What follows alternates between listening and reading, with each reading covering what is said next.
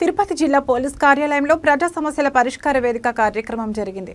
జిల్లా నల్గొండ వచ్చిన ప్రజల వద్ద నుండి జిల్లా ఎస్పీ హర్షవర్ధన్ రాజు నేరుగా ఫిర్యాదులను స్వీకరించి వారి సమస్యలు అడిగి తెలుసుకున్నారు. అంతేకాకుండా వివిధ సమస్యలపై జిల్లా పోలీస్ కార్యాలయానికి వచ్చిన పోలీస్ సిబ్బంది సమస్యలపైన కూడా ప్రత్యేక దృష్టి పెట్టారు.